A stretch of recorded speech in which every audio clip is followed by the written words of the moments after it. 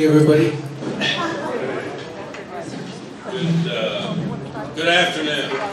My name is Marshall Miller, and I'm welcoming you to the first ever Saturday afternoon event of the Art of the Car Concours. I could not be more happy with this room. There's never been an event in Kansas City dealing with vintage vehicles where 350 people have sat in a room together. Thank you.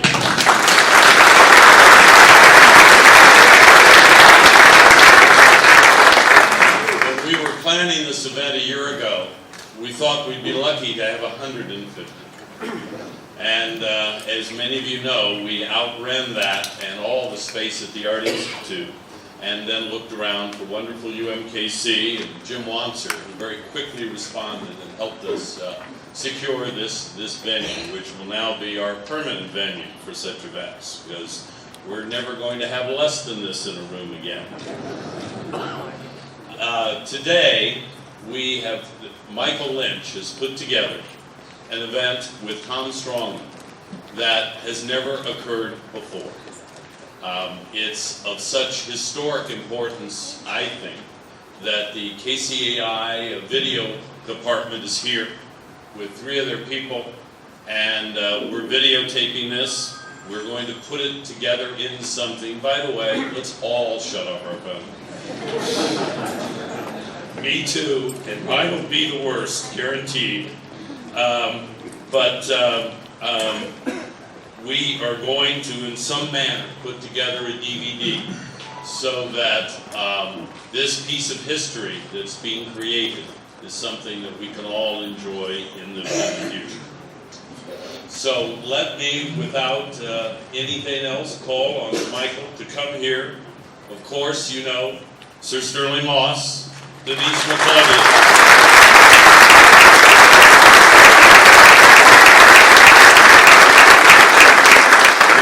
Legends and icons of motor racing in the 50s and 60s, and Rydell Gregory, the older brother of Nancy,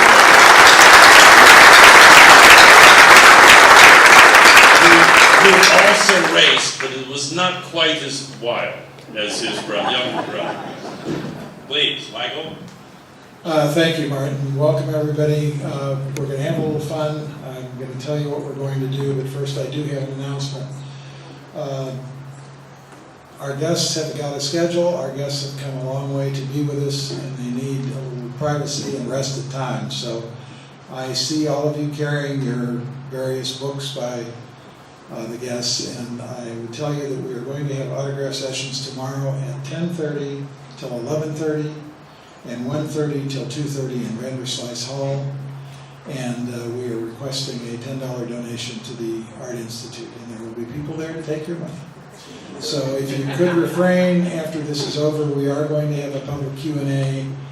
And Sterling, of course, has always been one who accommodated his fans, even when they were 12 years old and he was nervous about the start of the Grand Prix. May prove me a liar, but we would like to keep that to a minimum at the end of this session. Anyway, what we're going to do today is I'm going to introduce the 3 drivers that we're going to talk about. But first, Marshall has asked me to kind of give you a feeling for the background of the era. And I guess we better talk about that a little bit. Got to remember now, we're at the end of World War II. We're the greatest nation in the world. Unlike our allies, we are unscathed by enemy bombs. And when guys come home from doing night parachute drops over Sicily, or riding in submarines, or being in firefights, some of them are not quite happy to adjust themselves to the work-a-hubby, mama-daddy world. And so they're looking for a little excitement. And one thing that provided some excitement after the war was foreign sports cars.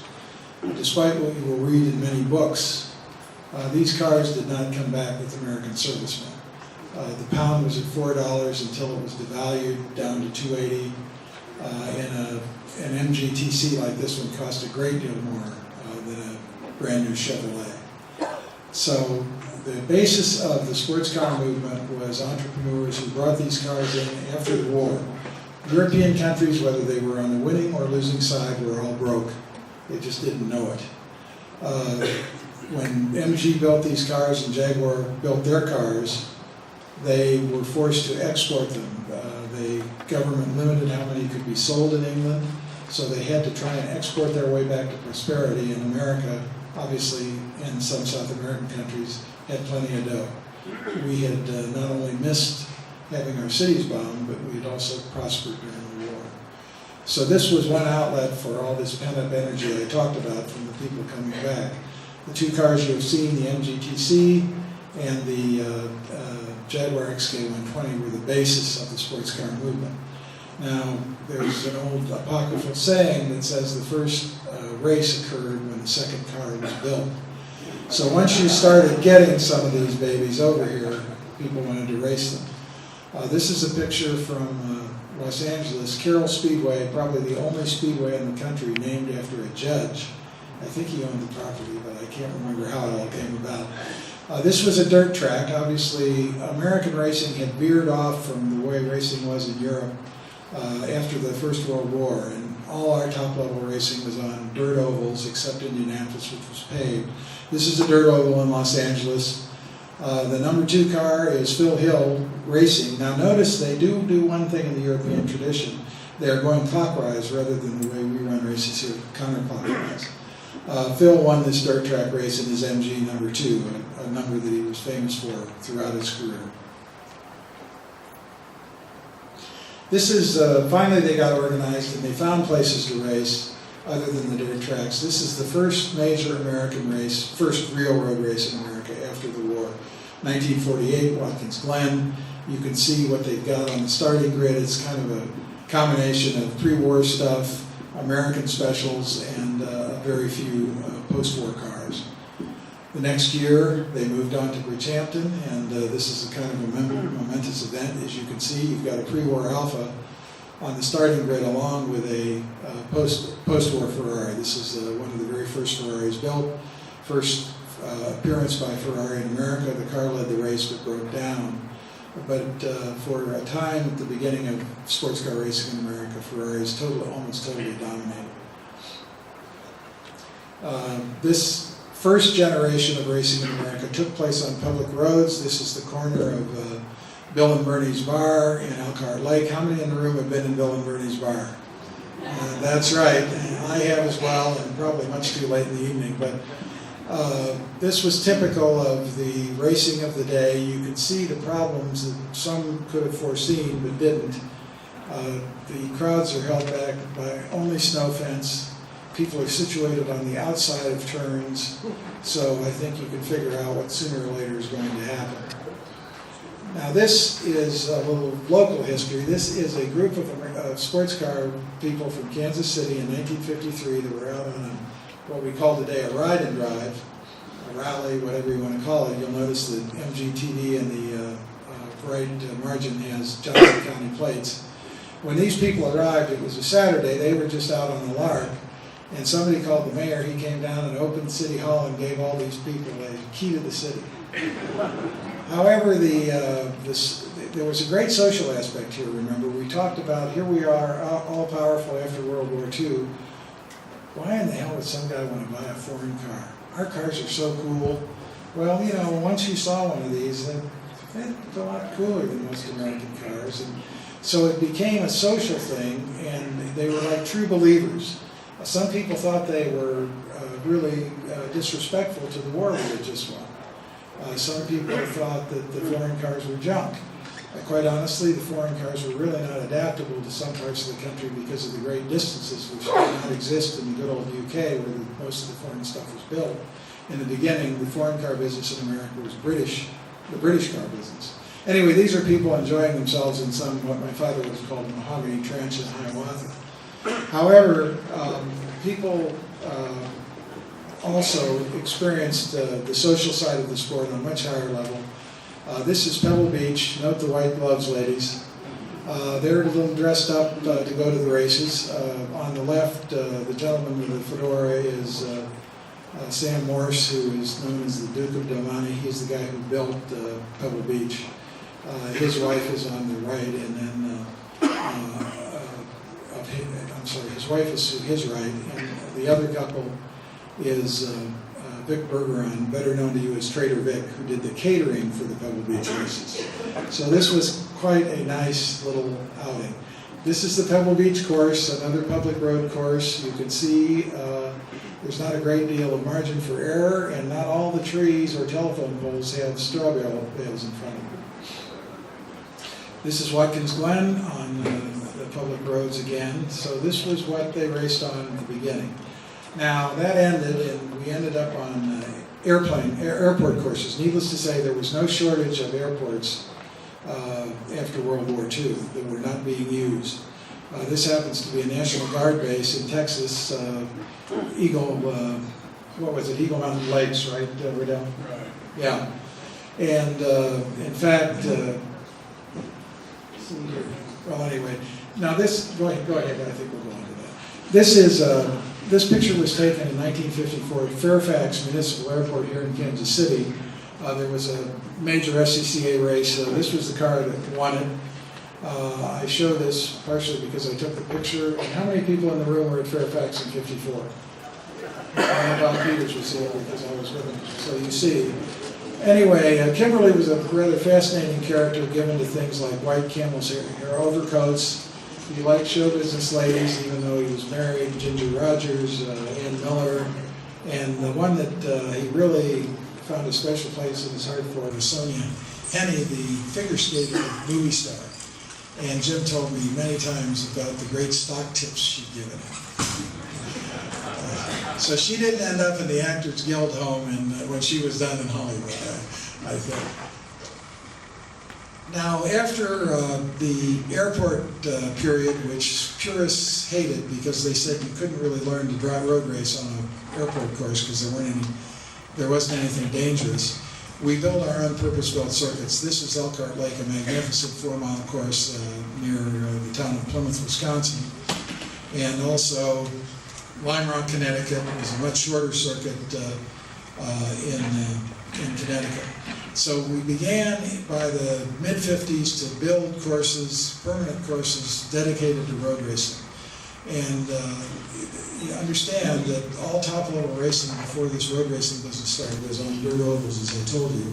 But by the time they're starting to build these courses, some of the races on the Strategic Air Command air bases, because they were the major contributor to the local economy, they also had the ear of the local newspaper, and they had fabulous PR. And they would draw races up to 100,000 people. This was the same number that Indianapolis 500 was getting at the time. And the sports car races had the advantage of being presented on both the society pages because of the prominence of some of the participants, as well as on the sport pages. Now, we also have to talk about another element of racing in the 1950s. When you go to Europe, where racing was professional, all racing in America until the late 50s was amateur. So the competition, you know, there's not a big bag of gold at the end of the rainbow that you're going to take a chance for necessarily. And also, you're prominent in your community, you've got a lot of people depending on you, probably at the company you own, your family. But in Europe, people were doing it for money. This is Lynch and Gregory at the 1957 Pescara Grand Prix, which I believe Sterling won. Am I correct? Yes, okay. But you can see the dangers in European racing. This is a full-blown Grand Prix car, just like the one that's in front of the podium here, a 250F Maserati. And you can see if you make an error cutting that corner a little too close, there's going to be a disaster. And disasters were not uncommon. It got to the point where by the early 60s, if you would take a starting grid from 5 years earlier, it's not unlikely that 25 to 30% of those drivers would have perished in racing accidents. Take Monte Carlo. This is a course through Monte Carlo. This is Mike Hawthorne, the 1958 world champion in a Ferrari. You see how serene the harbor looks. This is Alberto Ascari in 1955 in a Lancia, again at Monte Carlo. And this is how he ended up his day. He survived this, unfortunately died a few days later testing a car. This is another spectacular crash, very famous photograph by Jules Weidemann. The driver is there to the right of the car. He did survive on sermon. But this gives you an idea. This was pretty deadly business, unfortunately, in that period. And we'll talk more about that as we go along. Now I'm going to introduce each of the drivers with some highlights from their career. Sir Sterling started out, this is a Formula 3 car. These were cars that were made after the war. As I said, most countries in Europe were broke. The UK was no different. Nobody had any money. This was an inexpensive way to get into racing. They used motorcycle engines.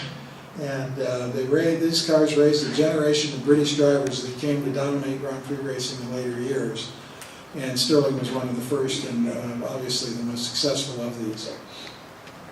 This is Sterling earlier in his career. This is an HWM, a nice looking car, underpowered, but Sterling was able to show what he could do in Grand Prix racing.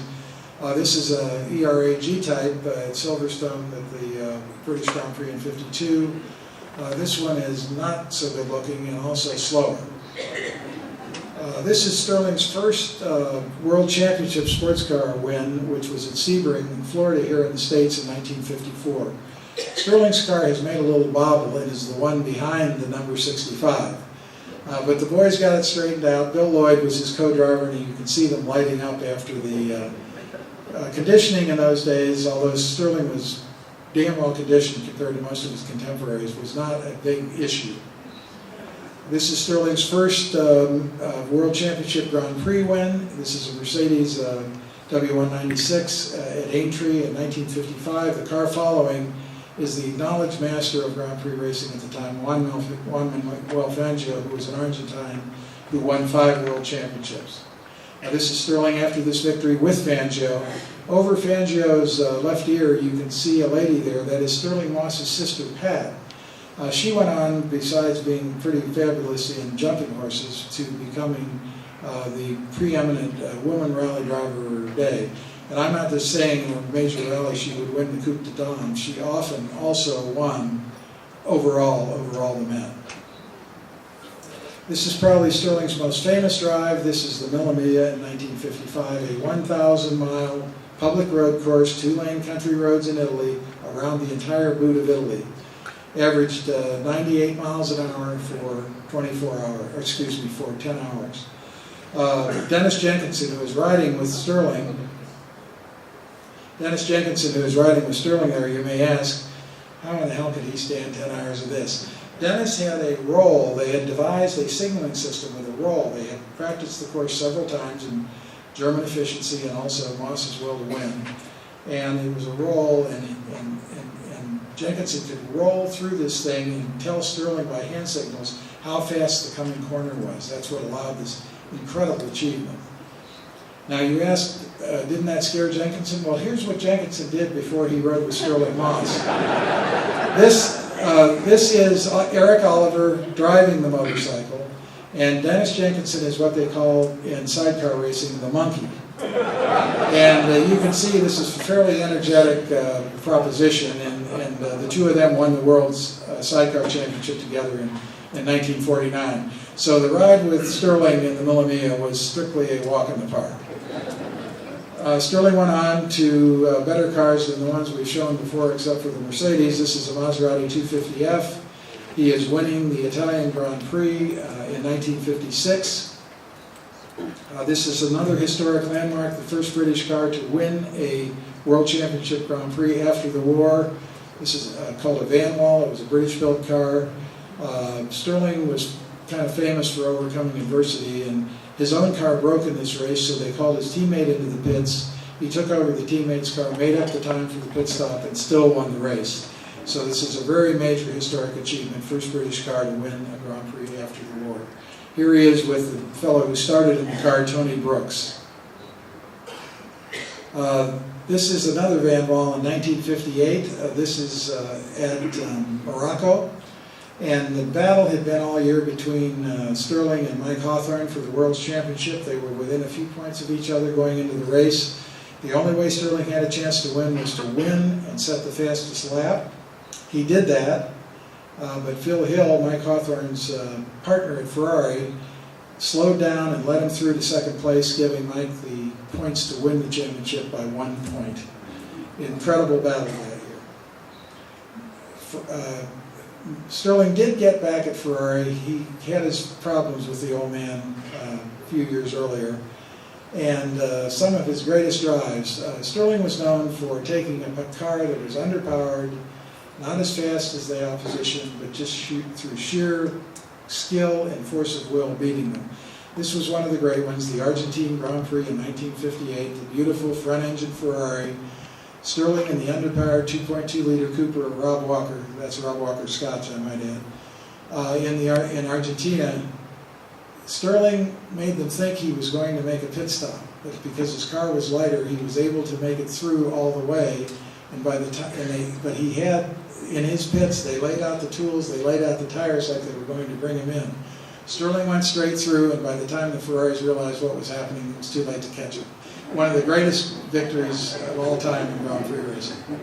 This is another occasion. The Ferraris were faster. 1961, with their Ferrari 156 Sharknose V6 cars. This is a Lotus.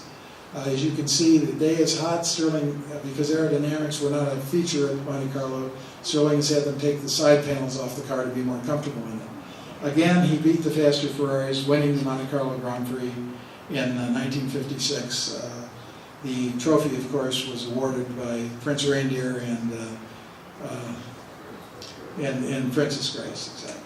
It's actually Rainier, but this is another great Lotus and Moss victory, and it's the same car with different bodywork at the Nürburgring later in the season. Once again, taking on the fastest Ferraris and beating them. The Nürburgring, by the way, 17 miles long, 174 corners. Since Sterling's forte was going around the corners faster, obviously he had plenty of opportunity to get closer to the Ferraris. It all ended in 1962 at Goodwood on Easter Monday. Sterling got wide in a corner onto wet grass. There was a bank to contain the cars, which was not a great idea, and this car hit it head on. Thankfully, Sterling survived this and is with us today. This is during his recovery. It seems like he's watching motor racing on TV. I would have thought he would have enough of it for a while. And so Sterling recovered, of course, did not go back to professional racing. However, he had a fabulous career in vintage car racing, which he just retired from in the last couple of years. And this is how he spends his days today, with people the likes of you. And this is at the Quail Motorsports Gathering in Carmel during Pebble Beach Week. And you can see him with Sir Michael Kadori, who owns the Quail Lodge, and Lady Kadori. So this is all royalty here, Sir Sterling, and everybody's knighted, or at least listed in the peerage. So that was Sterling's career, and we are lucky to have him today. Now we go on to Denise. And Denise was the outstanding woman driver of her day. She also was an absolutely fantastic journalist. She took the art of writing about motor racing, and she took it almost as much as the French Impressionist painters took it beyond the realists. And she is a great impressionist. If you read her book, Two Books Too Broad for Leaping, you will see what I'm talking about. Here she is with Sterling. I believe this is Sebring. She drove everything, everywhere. This is a Formula Junior Elva at Lime Rock. She knew everybody. You see to the left of this is Shel Cavalli, who was the San Francisco, West Coast actually, BMC, British Cars, MG, things like that, importer. Fangio, Sterling, Denise, Pedro Rodriguez, these are all Grand Prix drivers. Ennis Ireland, Ronnie Bucknam, and that's Roger Ward, the Indy driver, down in front. Here Denise is at a World Sports Car race World Sports Car Championship race in Venezuela. She is in a Porsche 550. She and her great woman rival Ruthie Levy were second in their class in an international, the top form of international sports car racing. Here she is working the pits at Sebring. You can see behind her to the right of the frame in a bow tie is the world's champion, Mike Hawthorne. Here she is with her camera at the ready when Phil Hill, the first American to win Le Mans, pulls in Le Mans in 1958 after winning the race. We laugh at this one. Denise, what were they watching? Or what were they playing? Vivaldi, did you tell me? Yeah, Vivaldi, right. Hi-Fi Have a certain attitude for that. Phil Hill was a great hi-fi nut, and you can see his equipment there on the left border of the frame. And this was posed, believe it or not, for a Fuller Brush mail order catalog, which Denise did the work on and never got paid for. However, they are posed, and they are listening to Vivaldi, and they look quite serious about it. Phil was a great music lover and spent a lot of time when he was at the Ferrari factory at the Italian Opera. This is Mastin Gregory with Denise. Not sure where this is, but somewhere where they're both driving because they both have their driving suit on. Now, in 1961, Denise did some rather remarkable things. And I'm happy to say my friend Bob Peters here on the front row and I together saw her drive 2 of the 4 races she did in the car. This is the Sebring 12-hour race in 1961. Denise won the Grand Touring Car class in this Ferrari 250 GT. These puppies are worth $10–12 million now. And a remarkable drive in an international race with all the finest drivers in the world. Denise wins the GT class. Not only did she do it, but she did it in her own inimitable style. Did she have a professional racer with her? No. She drove it with a friend of hers who was one of the outstanding alto saxmen of his day, Alan Eager. I sold that car for $6,000 in a used Mini. Here's the same car at the Nürburgring, the same 2 drivers. This time the weather and the 174 curves undid them and the car was crashed. However, the car was sent back, got repaired, and Denise next shows up with it at Meadowdale, a track outside Chicago. Now she is in SCCA production racing. This is a SCCA National, the highest form of road racing in America at the time. And the cars that dominated this class were Corvettes. I'm sorry all you Corvette lovers, but Denise beat all of them that day. Quite a day. A few years later, at 67 in Sebring, she took this car, which is a Nard Spider Ferrari 275, and was leading the Grand Touring class once again, very late in the race. Denise, could you elaborate what happened here with the Shelby Mustang? Do you want to talk about your dropout here when the Shelby Mustang won the class at Sebring in 67? Well, anyway, we will. I remember we didn't have a pit crew, right? So there were a bunch of college kids around, and I said, "Hey, you guys want to be on my pit crew?" They're still talking about it. That was in 1967. Well, the funny part of this is that they had nothing. They had no tools. They had practically nothing, and they did one pit stop where they only brought out 3 tires, which caused a great problem. But the funniest part was they took the tray over the spare in the trunk, and that was the pit board. And several years later, many years later, in fact, I went by a guy's house who bought this car and wanted me to come over and make sure it was the car. And I went over there and I lifted up the deck, and the chalk marks were still on. And this little Citgo signs in the corner. And that's when you add a sponsor, Citgo. And so that little triangle was in the corner of the pit board, which was still in the trunk. And that car was the car that was in a Thomas Crown affair. That McQueen drove. Painted red because it was. And I don't think I'm masculine enough, yellow, so. I don't think I'm telling any tales out of school by letting you know that Denise and Steve McQueen were once an item. Denise got into her Oscar phase. These were little Italian jobs that were just beautifully made. That one you saw previously was a Formula Junior, and this one is Briggs Cunningham's 750cc Oscar at Sebring. This is later, this is 64 at Elkhart Lake. The fellow next to her is Bill Kimberly, who was from the Kimberly-Clark Kleenex family. The fellow in the middle is Lang, Bob Lang, who was a mechanic for this race and also built some fairly important sports racing cars. The fellow on the right, a very interesting fellow, Frank Faulkner, a Brit, who was also a practicing MD and a medical educator. He was an expert on child growth, but he also kept his hand in kind of as a bridge between America and the UK and would make sure that all of the American big professional races got as many British racers over here as possible. Did we have the picture of the Elva?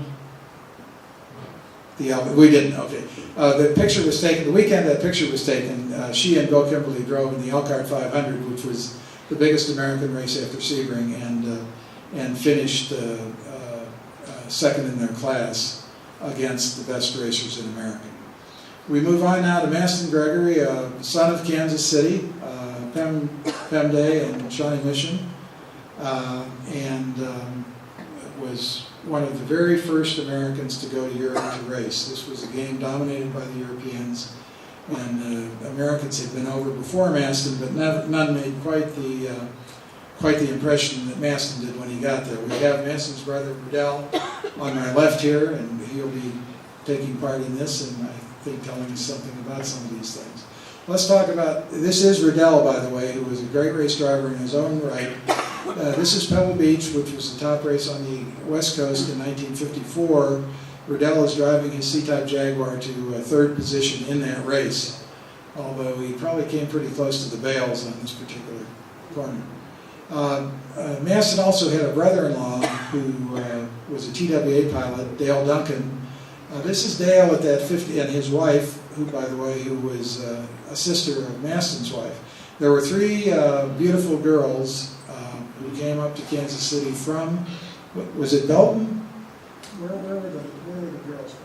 They were from Kansas City. Oh, they were from Kansas City. Yes. All three of them married race drivers, and one of them, the third, was married Bob Ballinger, who was from Chicago. Anyway, this is that Fairfax race, which had all the top national drivers here, and Dale Duncan won it. A fabulous win for the hometown boy. Maston's style could be strange. He's pointed the wrong way on the Golden Gate course in San Francisco. And by the way, that car on the left is an Allard J2X. This is the kind of car Maston started in. By now he's progressed to a C-Type Jaguar. He did get the thing back on the road going the right direction, and he won this race. This is what he looked like and his wife Luella in those days. Now when they went to the Mark Hopkins Hotel in San Francisco to try and check in for when they came out there for the race, they thought they were underagers looking for a hot pillow joint, and they wouldn't let them in the hotel. The SCCA racers had, the SCCA officials had to come and plead his case and get him checked in. Now Maston also had a rather anti-establishment view of things. For those of you who are not racing people, the black flag indicates that you have done something wrong and you are to return to the pits immediately. The previous race to this one, Maston had a black flag incident and was forced out of the race, disqualified. The next time he shows up, as you notice, he has cross flags carrying his racing numbers.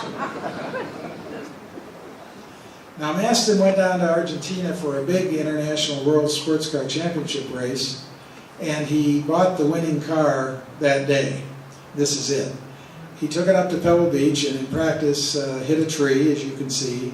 He then took the car down to Los Angeles to be repaired, and while he was down there, he was in the repair shop and well-known hangout for racers. And Phil Hill, who went on to become the first American world champion and the only native-born one, and Carroll Shelby, who you know is the creator of the Cobra, and many of you may not know, was one of the outstanding race drivers of his day. They came in to see the car being repaired in Maston, and Maston told them he was going to go to Europe and race. And they just laughed. They thought it was the funniest thing they ever heard. Well, the next thing you know, Maston's in Europe. Here he is in that car. He is not only in Europe, but he is winning at Oulton Park in England ahead of a Works Aston Martin driven by Peter Collins.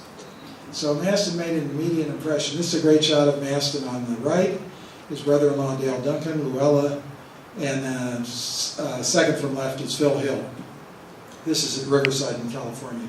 Here Maston is with his good friend Carroll Shelby. They were roommates in London for a time. At Beverly, Massachusetts, Maston's in the light-colored car. Carroll is following. Carroll won this race.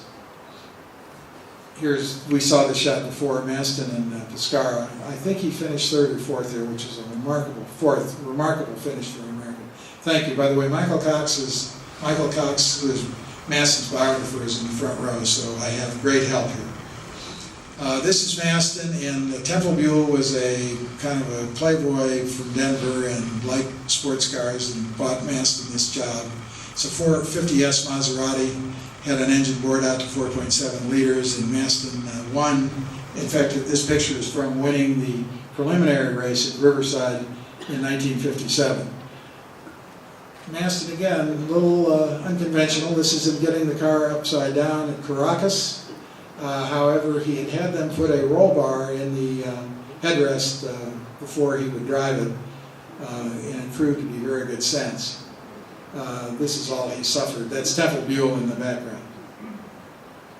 A nice picture of Maston at Spa. Unfortunately, it's a tragic day. His main rival that day was a Brit by the name of Archie Scott Brown, driving a similar car, a Lister Jaguar, on the deadly fast Spa circuit. Maston was leading, and Scott Brown went off and was killed. This is Maston in 58 at Monza in a 250F Maserati, again, like the one here, a later model. Maston and Carroll Shelby shared this car. Fourth again. Yeah, for sharing the car. This is a typical Maston shot. This is a lightning fast track in Berlin called Avus. They would run down almost like Indianapolis with banking. They'd run down this side, there was a turn at the end, and they'd come back and get up on this banking.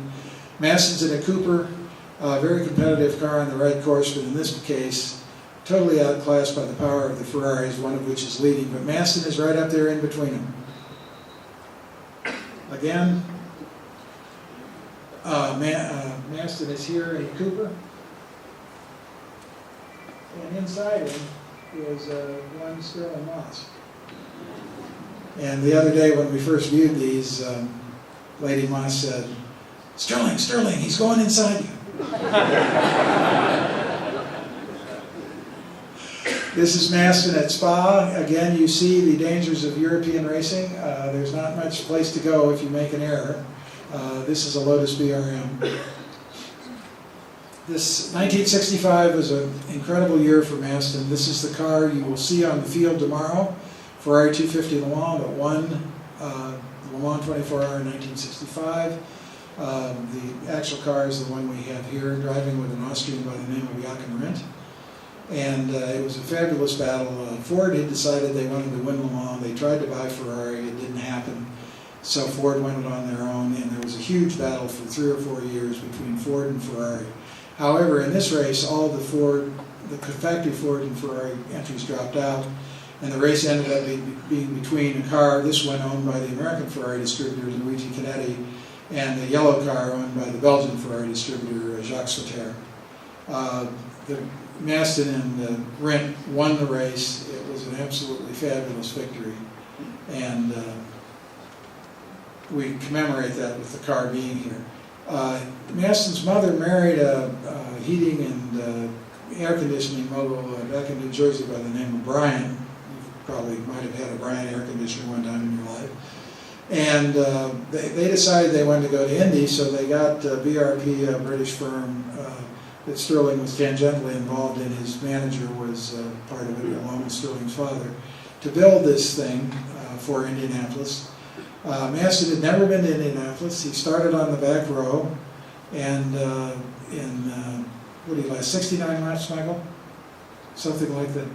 And in that time, he went from the last row, depending on which race report you read, to either 3rd, 4th, or 5th. A remarkable performance for a rookie driver. Unfortunately, the car then broke. This is Maston's last Grand Prix victory at a BRM at Monza in 1957. However, he continued in sports cars. This is Sebring in 1970. Maston is in the red car in Alfa Romeo. Even at this late point in his career, he still manages to finish 3rd in the Sebring 12-hour race. Again, a World Championship sports car event, the finest drivers there are.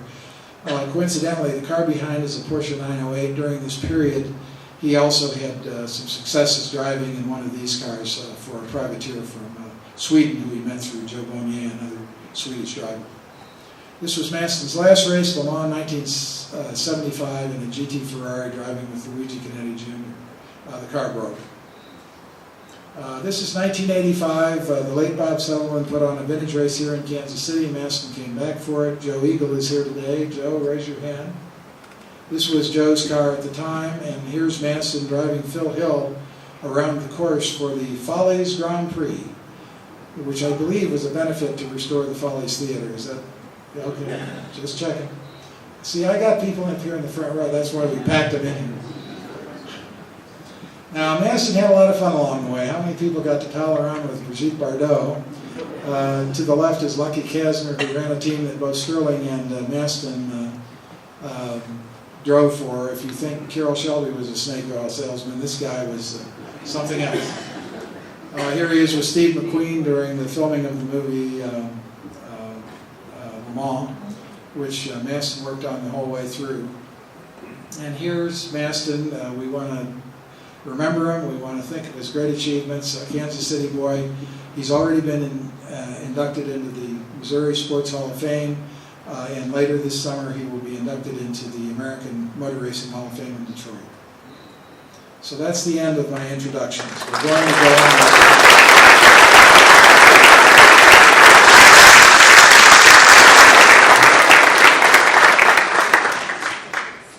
Going to go on and get Sterling to perhaps chip in on this. One of the things, as I say, Sterling was known for was slower car, come from behind victories, everything. And we're going to talk about one of my favorite Moss victories, and Denise is going to get the punchline on this one. But this was 1958, and in 1958, Aston Martin was not going to contest the World Sports Car Championship. Sterling, would you like to elaborate on that a little bit? Sorry, I can't hear. I've been listening to you, but I haven't heard what you said. So could somebody close to me just shout out what the question was? It's No, you're not listening either. Talk to me about why Aston wasn't going to run in 58. Oh, well, the reason they weren't going to run in 58 was because David Brown, who owned the outfit, was a bit cheap.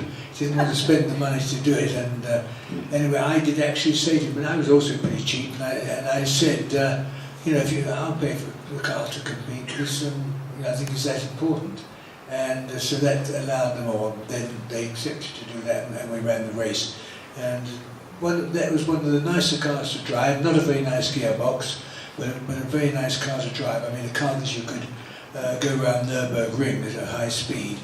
Because it was so driver friendly. So I mean, it was one of the better cars. So anyway, this is Sebring, where they got an offer from the organizers to pay some money to get them there, and then it came time to go to the Nürburgring, and once again they got Sterling and David Brown got in this argument about who was going to pay, but they ended up there. Here they are at the Nürburgring with the car in the pits. This is the car in the painting here. You see the yellow stripe on the nose. The Nürburgring, once again, 174 corners, 14 miles. Now, that picture you can see, that was actually my car that I was driving with a chap called Jack Fairman. Now, Jack Fairman has quite a lot of things thrown at him, but really and truly, he was a good, steady driver, and then he was actually, I think, forced off the track there by passing a back marker. And he actually managed to get the car out. I think there's another picture goes with it, isn't there? Yeah, well, showing him pushing it out. Well, let's talk about how you started, Sterling. Sterling? Yeah, I started and gave over with quite a lead because the Ferraris were our big competitors. And I gave over to Jack, and Jack unfortunately lost quite a lot, so when I took it over, I think it was 14 minutes behind. And quite obviously 1,000 kilometres of race. So anyway, I managed to go as hard as I could once he brought it in. I'd already actually, because it had come back to us through the PA that the car was off the road and so on, and I'd assumed it wasn't going to come back. So I started to undress, took my helmet off and everything else, and suddenly somebody shouted he's coming in. So I had to put it all back on again. So what happened? So what happened is Sterling has led the race from the start, turned over to the co-driver, who lost the lead to the Ferraris. Then Sterling gets the lead again, and then comes back in and gives it to Fairman the second time, and Fairman puts it in the ditch. Now what you see here, he has gone up to the fence post to try and gone up to the fence to pull out a post. The guy's a brute of a man. pull out a post to try and lever the car back on the track. But that is not successful, so he has to resort to this. And he literally lifts the car on the track, brings it back.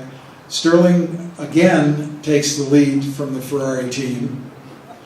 Phil Hill at this point is leading. Sterling catches Phil, and this is the moment practically that Sterling has caught Phil. You can see Phil is on opposite lock, trying to keep up with Sterling, who has just passed. You can see how the crowd is reacting to Sterling's pass, and you can see Fairman's ass prints in the back of the Aston Martin.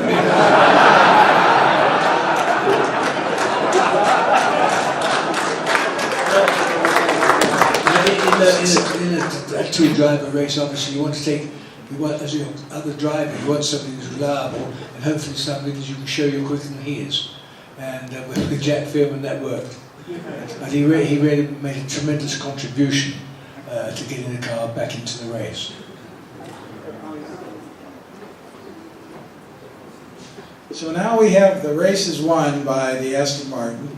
Now, well, the race is won by the Aston Martin, and Phil Hill comes into the pits, into the Ferrari pits, where Denise happens to be hanging out. And he is very disconsolate because he has lost the lead 3 times to Sterling. I said to him, "Don't worry, Phil, you were the first in the human class."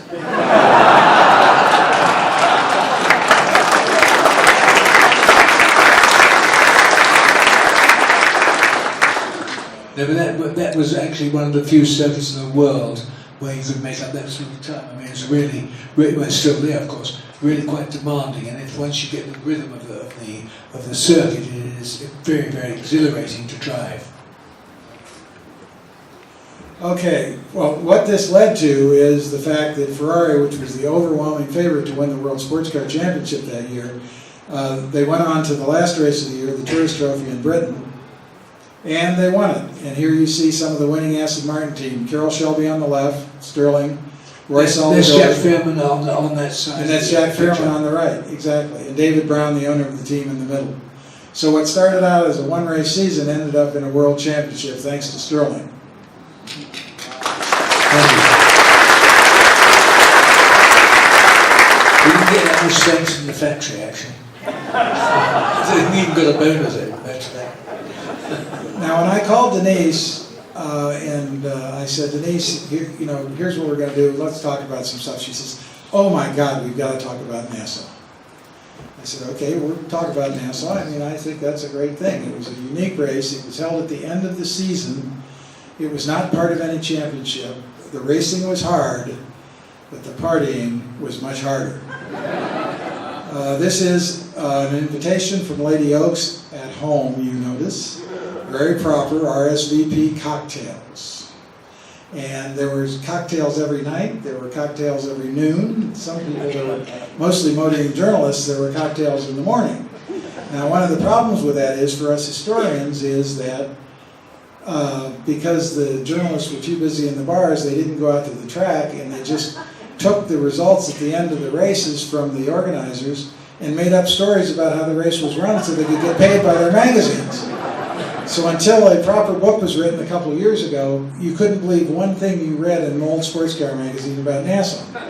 So it was a pretty incredible situation.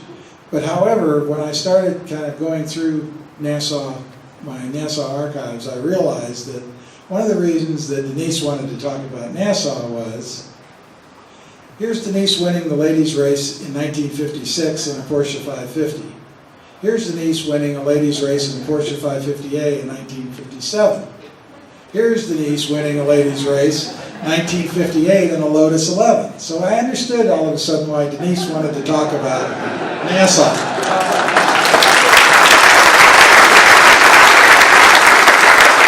However, we can't miss looking at the parties. This is Denise and Phil at one of the parties. Now this is a rather unusual picture.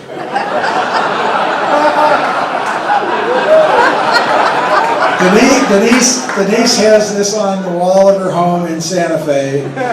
It is inscribed by Sterling. I will let one of the two of them tell you what the inscription says. I'll tell you. He signed it across the top.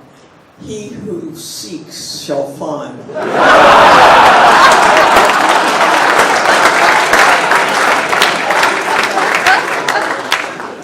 Now, Maston Gregory also was part of Nassau in a big way. This was the first race they had down there in 1955.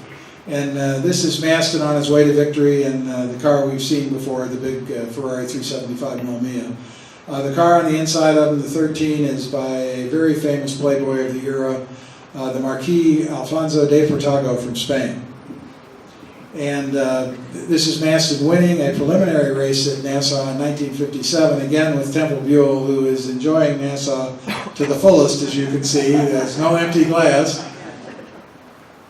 Now, for those of you younger people here, if you could imagine Brad Pitt's attraction for young ladies, let me tell you that these two guys here make him look like a piper. On the left is Portago. On the right is Porfirio Rubirosa. If you've never heard of him, I think, yeah, I hear it from these older ladies. If you go to a French restaurant today and ask to get pepper on your salad, they bring one of those real long things. They call those Rubirosas. These were the kind of characters that hung around Nassau. Both of them, by the way, were very competent race drivers. This is Lady Oaks, Lady Greta Oaks, and what was Sir Sidney? Wasn't that what it was? At one of the parties. This is the typical party. Now here is Sterling with Zora Arkaz Duntov. If you know who he is, you're a Corvette person, the so-called father of the Corvette. Never have understood that terminology since they were making Corvettes long before Zora got to General Motors, but it shows what a little bit of self-promotion can do. Sterling enjoying some female company at one of the parties. Have you tried to find out who she was actually? What's it say? I've got that picture at home in the same sort of dress with a band round her neck, you know. She's very cute, and I can't remember her. She's not here, is she? Sterling, she doesn't look like that. Stand up.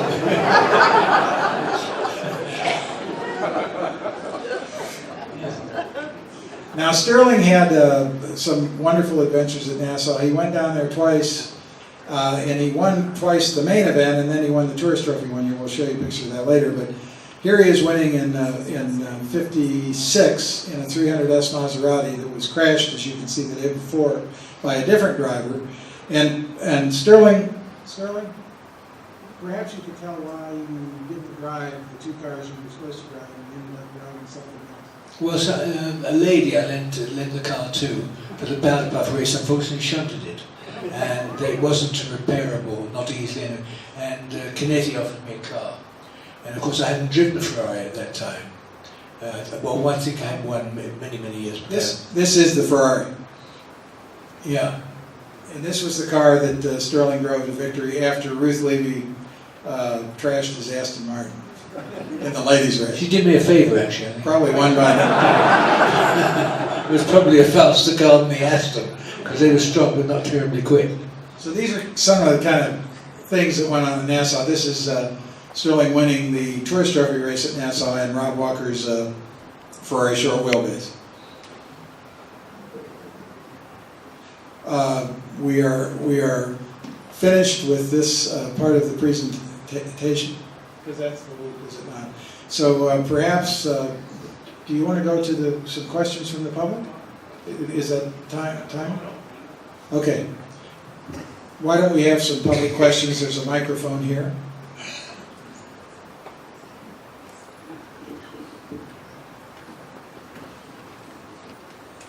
Just shout a question out. I'll jump up first. On public radio yesterday, Steve Kraske asked both of you a wonderful question about how you passed other people and what was the psychology of coming up behind someone and passing them when your vehicle may not have been blazingly fast. Would you like Well, I mean, if you've got to pass a guy in front that doesn't want you to pass, I mean, it can be quite difficult. But I found personally that if you go one side and then pull back and go the other side, get him confused, so he spends a lot of time looking in his mirror. If he's looking in the mirror, he's not looking where he's going, and therefore you hopefully pass it. I mean, Monaco was really one of the better ones for being able to do that, because it was very easy at Monaco. The problem with Monaco, which is one of the safest circuits of all, is at that time, as we were talking in my era, of course there were curbstones, and if they hit the curb, it would buckle the wheels. So therefore you could do those sort of tricks, and with a bit of luck, if the guy took the bait, you know, you'd get past.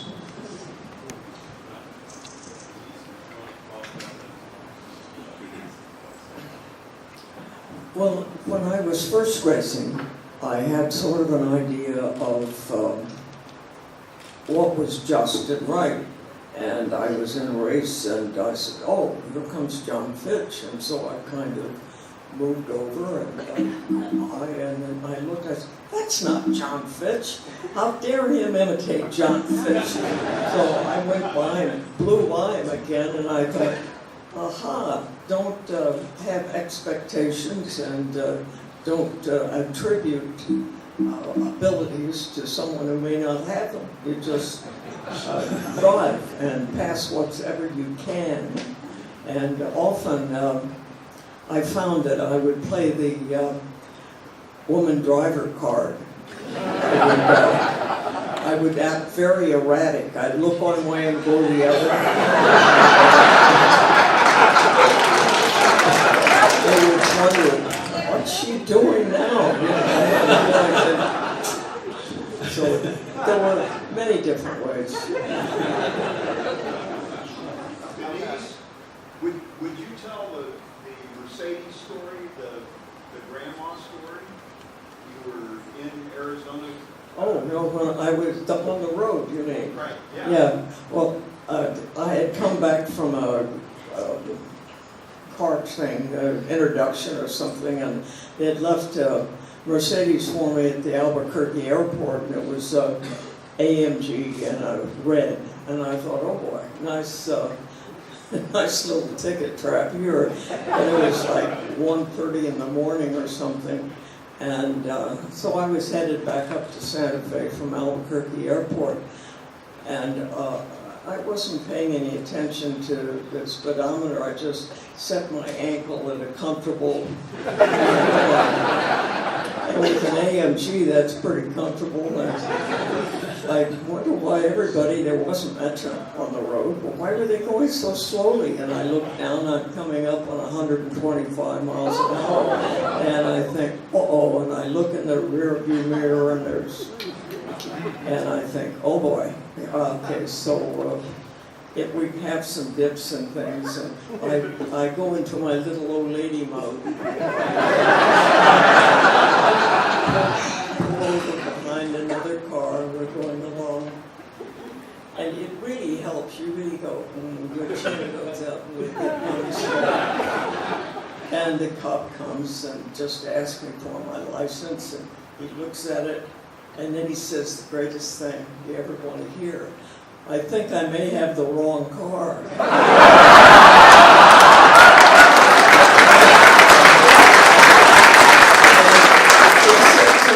Did another car like this go by me very fast?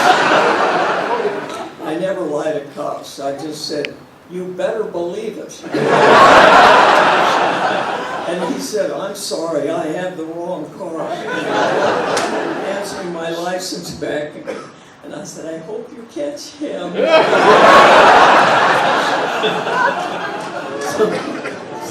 It helps sometimes. Don't discredit, what do they call the thing? They expect people to do stuff and stereotype you anyway. Don't discredit it. It may be to your favor. Cuba and the Fangio kidnapping. Oh, the Fangio kidnapping. Well, in Cuba, of course, I can't remember what year. Fangio was signing in, and a guy came, two couple of guys, I think actually, came in and had a big bulge under his shirt, and he just said to him, you come with me. Well, of course, they were speaking in Spanish, which I didn't understand, and so they took him off out of the first one, and they told me what had happened, he'd been kidnapped, which made it a hell of a lot easier for me in the race. I mean, so I was shedding crocodile tears and saying, oh, great shame. But, afterwards I said to him, you know, how did they go? He said, oh, they were really nice, they gave him something to eat and a drink and so on. He's allowed to watch it on television. Amazing. This was, of course, when Castro was trying to take over from Batista. That was the time of the, you know, in proper time. And a very good circuit. And I remember actually, that I'm not sure whether it was that year or another year, but I'm going around in the Mesa. And there they have a bridge for people to walk over. The bridge over there just means a couple of uprights and a few planks across it, like a step ladder either side.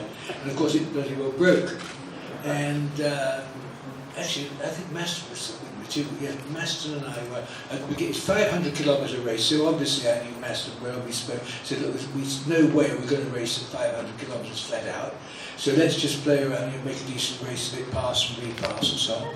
Well, so this particular point, we come along and then all these people scattered on the floor, and it's, obviously we have to stop.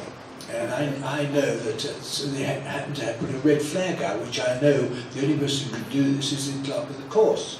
And the clerk of the course, I realised, couldn't be where he would have been, which is at the start-finish line, and so no way could it have been an official flag.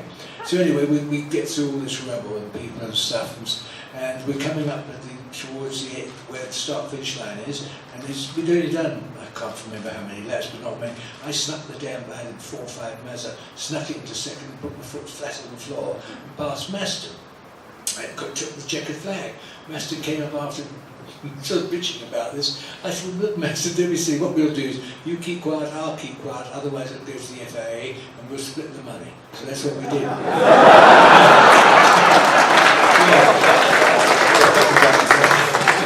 We left out one part of the Nassau story. We have a gift for Denise.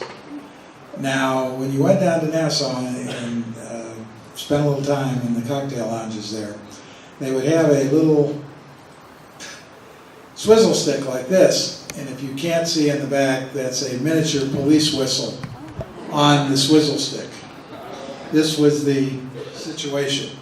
Now what we're going to do here is we're going to give this to Denise, and I want her to read off the swizzle stick what it says. This is original. This is original. Well, it says right on it, besides what she's going to read to you, it says Nassau, Bahamas, Nassau Trophy Road Race International. And, well, I'm reading it backwards. But anyway, but it also has another very interesting little inscription, which I'm sure they used for whatever event was going on. What makes you think I can?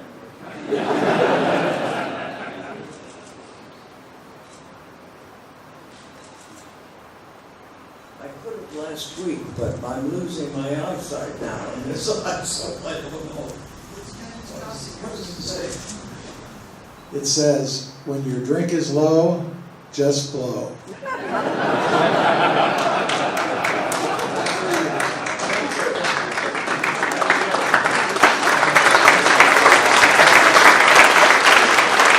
I'll tell you a Maston story in Waterloo.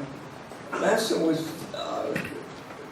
always very quick to try to fit in and learn languages and things, which was great. But he had such a deep voice, nobody knew who was talking. They'd look around, see this young-looking kid and this great deep voice, and where did that come from? You know, it was. But he was ordering. We all had dinner in the hotel. Everybody who stayed at the El Beverly Alley, a lot of the drivers, Phil and Hans Tanner, Ryder, Swiss guy, and there were a bunch of us, and Master would say, "Senta, senta," which means listen, but it's how you call a waiter in Italian. And then he would order in Italian, and Hans would look at him with the disdain of a polyglot and said, "Maston, you just ordered your grandmother on a bicycle."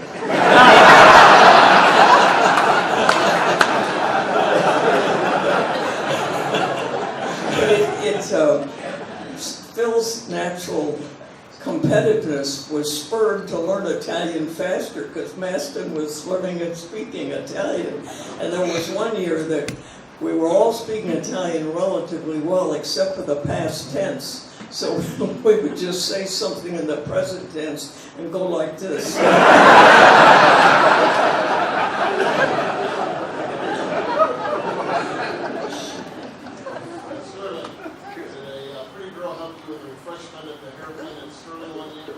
Yeah, at Sebring. I can't remember which year it was in, but it was not at my first go, but it was obviously hot. And at the hairpin, somebody held up a Coke bottle like this. So I said, yeah. And so I go around, come around the next lap, and pick it up, grab it out of his hand, and go off and I drink it. And I thought, well, there may be 10 cents on it, so I better take the bottle back. So I took it back and gave him the bottle back. I thought his generosity in letting me get the fluid was really worthwhile. However, in the interest of the historic record, it was the photographer Bernard Caillet, not a pretty lady. Yes. Is there any tracks that you wish that you would have raced on? The only race that I can think of is Indianapolis. I love the bullshit in America. And you know we had the race of the world one year, and they came over obviously with fast Imperial cars and recon. I mean, I had a thing called an Eldorado Special, which was a Maserati with a 4.5 litre engine, 5-speed gearbox, 2-speed axle. You really need 2 gears anyway. 2-speed axle, and it was fast, but not as fast as the American ones were. And anyway, it rained, and on the back track. Because obviously they weren't road racing in those days and they do it back track. So we're over there and it rained. So I said to Bertocchi, the mechanic, I said, look, I'm going to go out and see how it is. Of course, all the Americans came over and said, what are you doing? I said, well, I'm going to learn the circuit in the wet. They said, we don't race in the wet. I said, well, that's too bad. I mean, Jack Fairman driving the Jag and myself both do, so we'll take the money and split it. I regret to tell you that, of course, it was dry the next day. I enjoyed that. And another interesting thing about the Americans, when they first came over to Le Mans, not now, but when they first came over, you go around Le Mans, beautiful condition, the circuit and everything, but the outside there's a bank like this, and then about 6 foot in to the road there was a white line. I don't know what it's for, but the Americans wouldn't cross it, you know. They'd drive on the narrow circuit. And of course, I mean, as Europeans, we're using the whole ruddy track, and they soon learnt, of course. But it was quite interesting that when, before the racing became so integrated, it's quite different doing a road race in Europe to racing over here, even if it was on an airfield. Right. Denise, I'd like to ask your opinions of racing today versus racing back then. Anytime it rains, they bring in a safety car, you've got chicanes everywhere. We learnt all those bad habits from you, though. Over there, they would not, they wouldn't, because it rained. I mean, they didn't take much notice. We'd just drive on. And one race was actually stopped because it was so bad you couldn't do it, and that was stopped at Silverstone. But very, very rare, very rarely. Well, comparison of racing then and today, of course, is completely different. I mean, first of all, we had a living wage. Today, they get a fortune, which is ridiculous. But the cars, the whole atmosphere, the racing is so different. I think the cars in Indy. I mean, people said, "Did I ever want to race in Indy?" I said, "Yes, I did." The trouble was, of course, in America, if you're going to race in Indianapolis, you have to go along and do your rookie test and all this crap. You have to waste your time, and it meant giving up 3 weeks. I mean, I couldn't give up 3 weeks. I might win 3 races in Europe. So why the hell am I going to give up 3 weeks to go and drive a car I don't know anything about with a front engine?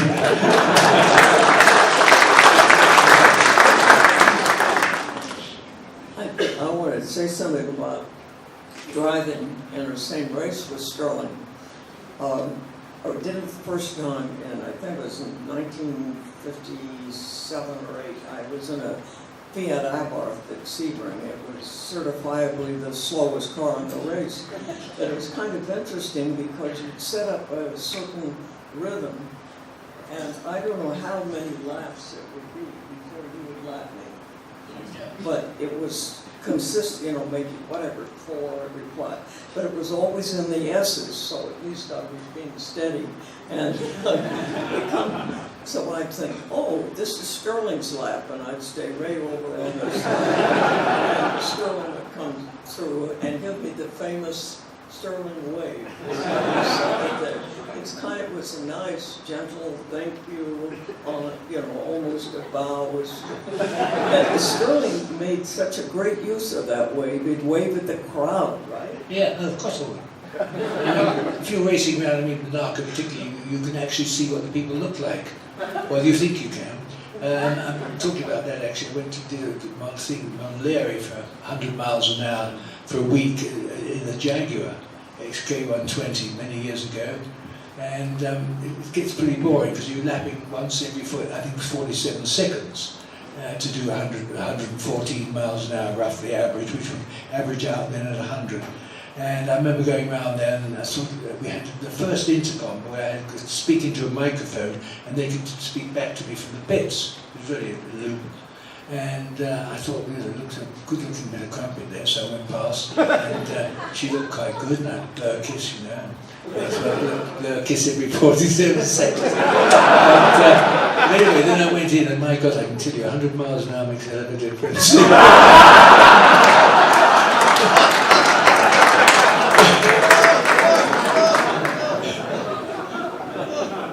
Denise, about your lost opportunity to drive along for Birmingham or Kennedy. I'm sorry?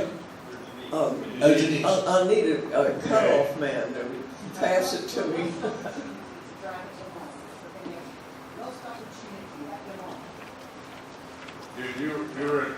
You were invited by Kennedy. Oh yeah, well I had 3 offers to run at Le Mans. One was from the Porsche factory team, and one's from Briggs Cunningham to drive a Corvette, and one from Luigi Canetti to drive an Oscar, probably with Ricardo Rodriguez. But none of them came to fruition because, as when Luigi asked them why I would not allow to drive at Le Mans, and Monsieur Arcad, who was head of the Automobile Club de l'Ouest, said, "This is an invitational race, and we do not choose to invite women." So I was not allowed to race at Le Mans. And Bob Grossman got my Corvette ride. So, it was disappointing indeed, but it was their race. Even more interesting, much later after that, when I was a journalist still, and I was invited by Ford to come out to Detroit with a bunch of other journalists. There were about 7 or 8 of us, and we were going to get to drive the Le Mans car, the Ford GT40. Right, okay, that's nice. And it was well after Le Mans. I mean, this was like 78, because I had just moved to New Mexico, and so it was 78, 79, whatever. So we get out there and we go out to the test track, and I look around at all of my friends and other journalists, and I notice I'm the only woman, which was fairly typical then because there weren't many women journalists covering cars. I was also the only one with a competitor's license, the only one that had raced, and indeed I had driven a rally, Monte Carlo rally for Ford, won the women's class in the Monte Carlo rally for them. So individually they go out with Richie Ginther was there, who had driven Fords, and he would ride with them. And it came my turn, and they said, Richie will take you. And I thought, well, okay.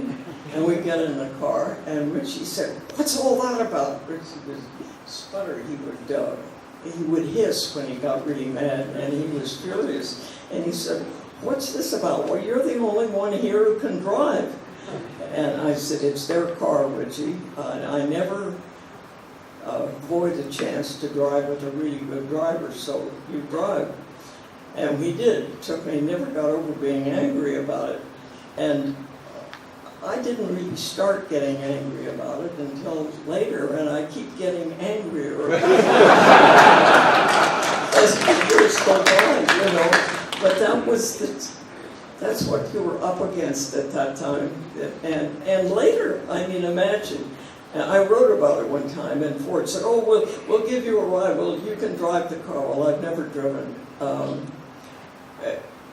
I don't miss it. I have a question for both you and Sterling. How did you ascertain your skill to drive first starting out? How did you become a race car driver? How did you learn your skill, both of you? Did you take race car driving lessons? Sure. Or how did you learn to drive? Speaking personally, I learned to drive on my father had a farm, a very small farm, and he got me a car when I was 6 years old, which was an old Boston 7, and I could drive it around the farm, just going, we had a hump, I could drive up and over. So I could drive fairly competently by the time I was 8 or 9. When I got to 15, I sent in for my license, which I could have genuinely had when I was 16, 17, and they obviously, the girl didn't get it, sent mine back the next day. And so I started driving on the roads in a Morgan three-wheeler, because you can do that at a young age. And so that's how I started. And I went to my father and said, look, Dad, I want to race. He said, no way, because he raced, my father raced in India, so he said, no way, no son of mine's going to race. So I said, well, I'd like to do that. And he said, all right, well, if you're going to do it, you can do hill climbs, but you've got to wear a crash hat. Because in those days, big fast guy, I said, Dad, that's a bit sissy. Because in those days, Vin Meal and all the fast guys were scouring countries while wearing those stupid cloth helmets. So I agreed to do that. And I was very lucky because I was only 16 and a newspaper called The Sketch, I think it was, a lady who was a writer, went to cover a hill climb, because we had no racing after the war, because we'd only got hills. And of course it's easier for a journalist to write about a 16, 17-year-old than it is somebody who's 30 or what have you. So I had a big story. And then a chap called Tommy Wisdom, who this is just after the war when you couldn't get Jaguars XK120s in England, because they were all coming over here because we wanted the dollar. And he came to me and he said, look, I've got a car for the race. Would you know what I'm just trying to think which race it was. Yeah, that's right, the Dundrod there. Quite a difficult circuit in Northern Ireland called Dundrod. And I mean, really was. Anyway, I went over there with this privately owned car, and the factory had 3 cars. And let's say I managed to win it outright and fastest lap and so on. So that night, on my 17th birthday, I guess, Sir William Lyons signed me up to lead the team the following year. So once I got to that, it was then quite easy, obviously, then to find, drives. Yeah, 21st position. I always like to quote my favorite line, the best line that ever opened a novel, because the novel is the go-between, and the line is, the past is a foreign country, they do things differently there. And it really was true, the way racing was at that time. There were no schools, there were no way of, you just got in a car and slapped numbers on it and went and signed up and went racing. And I happened to have a knack for it, and so it was interesting. My first race car was a Jaguar XK140. And what you did, the SCCA, then you'd drive a regional race and they'd observe you, and if you didn't kill anyone, you got signed over, you could drive a national. And so I drove I think the first race was Montgomery, New York. It was an airport at that time, of course, and I did well enough. In fact, Luigi Canetti came over to me all smiles and said, probably we should get you into a Ferrari. And I didn't realize what a compliment that was, but a few years later I was into a Ferrari. But I think like my second or third race, I was at Sebring, And you look down the line with the Sebring for the Le Mans start. They were all standing in painted circles, and we all knew who was going to win the race across the track. See, Sterling was parallel with the road, with his bumper body always. He was running across the jumping that. But there was Sterling, and Fangio, and Bill Hill, and any name driver. Formula One drivers drove sports car races, they drove rallies, they drove hill climbs. If you were a race car driver, you drove a race car, wherever it was going. And it was rather terrific, if you can imagine. You know, you're like your second race, and there's Sterling Moss next to you. It's, I think it could have been kind of scary to some of the Formula One drivers.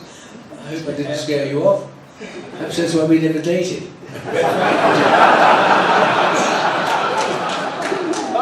But it was different, and it was in certain ways better because it was a sport and not a business. Let me also say one thing. The trike, the 34 morning trike that his father bought him when he was 15 years old, will be on the field tomorrow. Brought from Connecticut by the owner, and he will be reunited with that car. Rydell also started with that training, and I'd like to hear from him. Rydell, why don't you tell them how you got that? Well, I think how you learn to drive is mostly by instinct. And I want to talk about the safety. In the days when Denise and Sterling and Maston were racing, your restraints were merely a lap belt, a helmet, and a roll bar.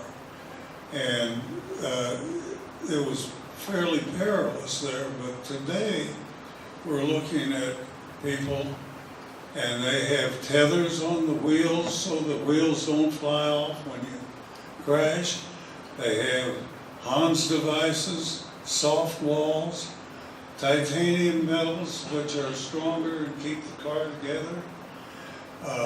Very much safer element today, and I think that's a big improvement in the racing development.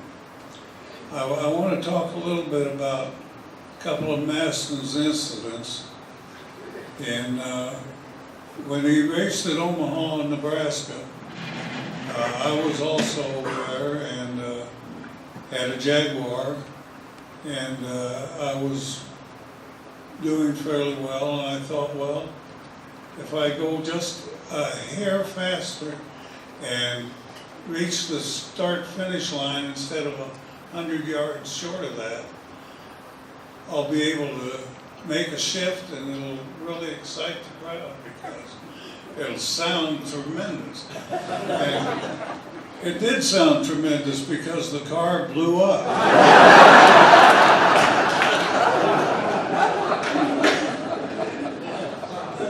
Then Maston said that if I would follow Boo Badami's advice, I could be in his pit crew. So I thought, well, that's fine. It'll give me something to do. And after 10 or 12 laps, Carl Badami, who's known as Boo Badami, came to me and said, I want you to kick this guy out of the pits. And I said, he said, that guy over there. So I went over and I told him, I said, out. I said, you're through. You can no longer be in the pits. And he left. Well, after the race, this gentleman came up to Maston and he said, your brother threw me out of the pits. So Maston ran down to me, very excited, and wanted to know, why did I throw this man out of the pits? And I said, don't talk to me, talk to Boo. Boo told me to do it. The man turned out to be Chuck Hornberg, who was Mr. Jaguar of America at that time. Another incident of Maston's win at Le Mans. In 1964, he drove the GT40 for the Ford Motor Company. And Carroll Shelby was the leader of the pack at that time. And when the car broke down in the night, why, the head guru at Ford told Carroll, said, "We don't want Maston anymore because he's a carburetor." The next year, he won Le Mans. And that is the last time since 1965 that a Ferrari has won the 24 Hours of Le Mans. Thank you.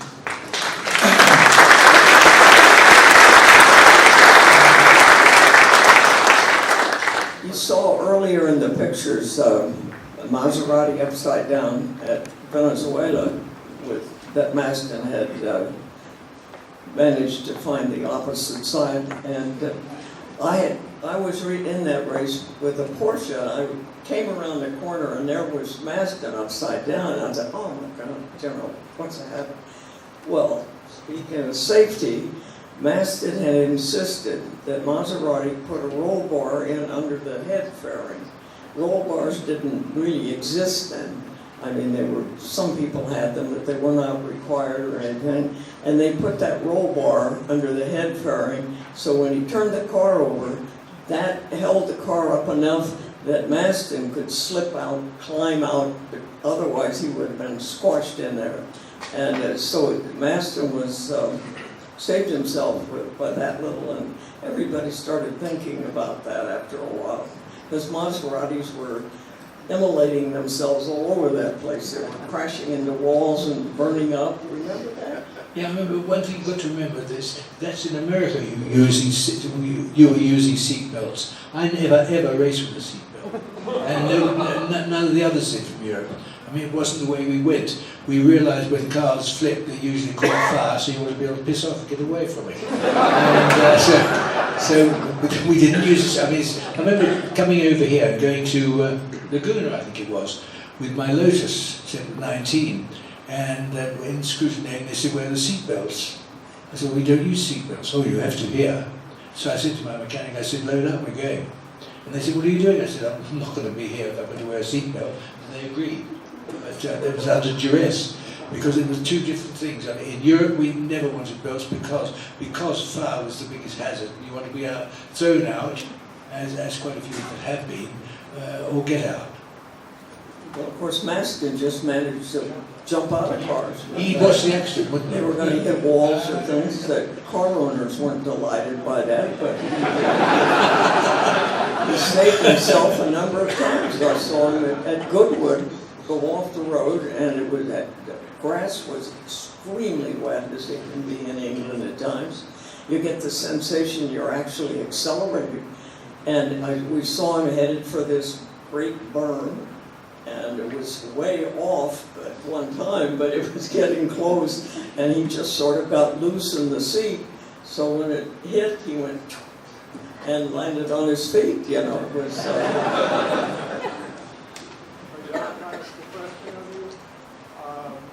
Growing up in Shawnee Mission, Maston had quite a reputation in this area. He was a few years advanced from me, but I think I can remember a story where the police used to follow him from Shawnee Mission North High School down what was then 50 Highway.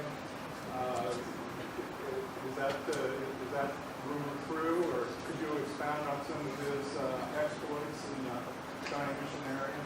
Yeah, I think Maston honed his racing skills eluding the police during his early days. And I think I wanted to mention the fact, I think there's a member of the family here, but Boo Badami, who I mentioned earlier, was a great influence on Maston in his racing career. He worked on the cars, he had them well prepared for them, and they went to races and just did a wonderful job. And Boo and his family deserve a lot of credit. Is there a member of the Badami family here? Thank you for coming. There it is.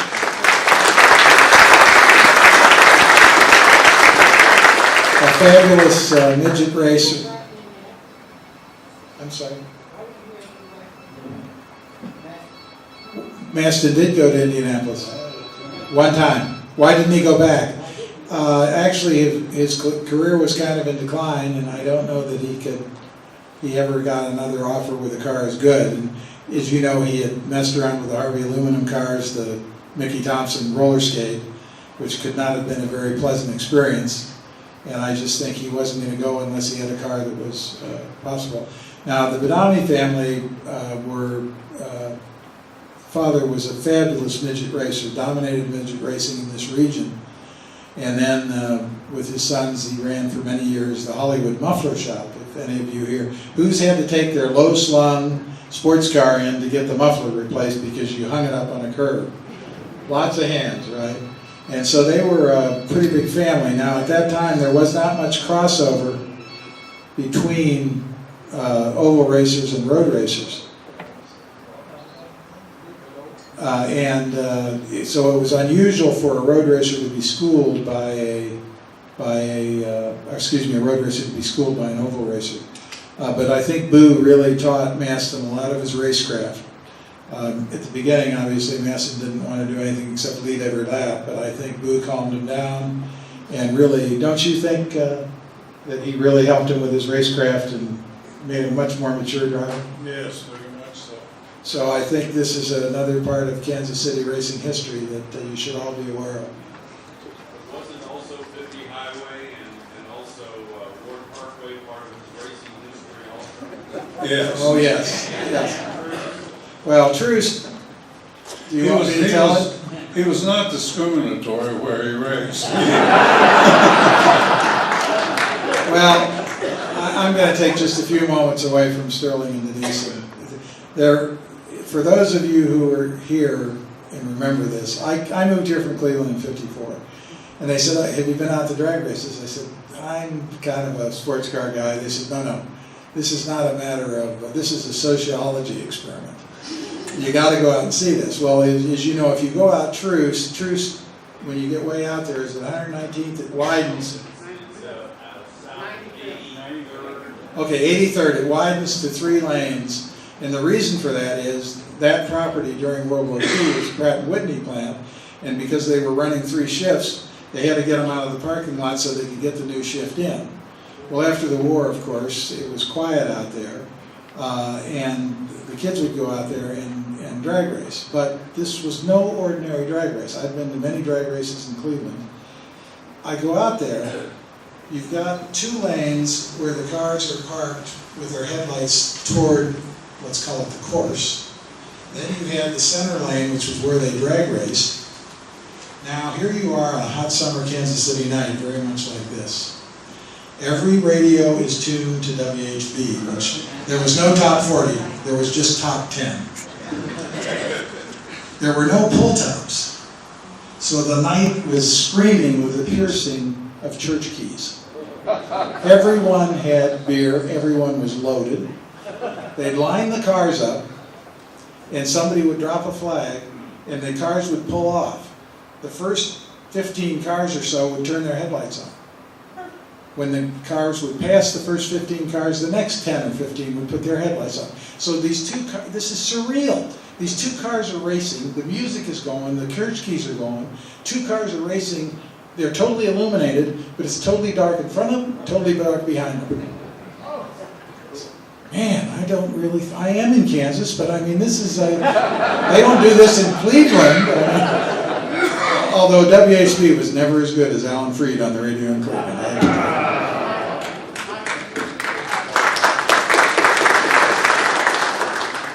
In 1955, I used to go out there. We'd start at 95th Street North, and the first driveway turn-in was just shy of a quarter mile. And the shifts were changing. We had a bunch of guys sitting up there, shifting on their light to tell us it's clear. Boom, and then they blinked the lights 3 times, not safe to run. And the police used to come out there and watch us because remember, that was outside the city limits. Kansas City into 85th, and we were at 95th. So it was, This was like an operation of the Yeah. French underground during the war. In 1945 and 46 in Kansas City, the policemen were in the army and played ditch 'em. You'd give the guy one block head start, and he would try to ditch the guy behind him, and he never got arrested.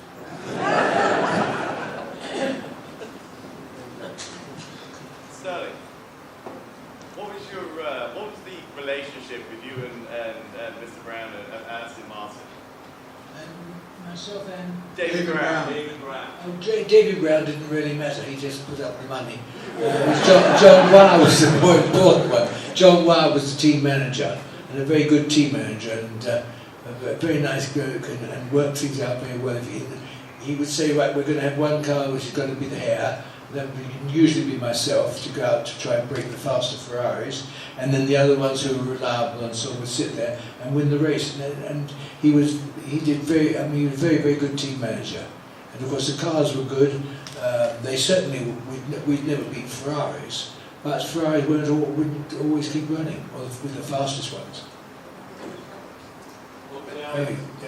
Yeah. John Wilde, the hotel, he'd go and get our hotels for us, and invariably he'd go to a really good hotel where there's fantastic food, and we'd be racing, say, at Nürburgring. We'd have 35, 40 kilometres to go before we had dinner that night, because that was where the food was good. And so he looked after his drivers pretty well. Yes, both drivers' favorite track, favorite driver. I think most drivers would agree with me. Probably Nürburgring is the best challenge of the lot, and Monaco obviously of the short time. Do you have a favorite driver? A driver, I don't know. One thing yourself. I think the greatest Formula One driver, certainly in my mind, was Fangio. I think the best all-round driver that not many of you here will have heard of is a guy called Tony Brooks. I mean, Tony Brooks was really tremendously fast in both Formula and sports cars, because quite often you'd find guys who are good in sports cars and no good in Grand Prix, and vice versa. And very few people could do both with the same sort of skill, but he was certainly one of them. Denise, your answer as far as most favorite course? As far as Most favorite race course? race course, well, whichever one I was on.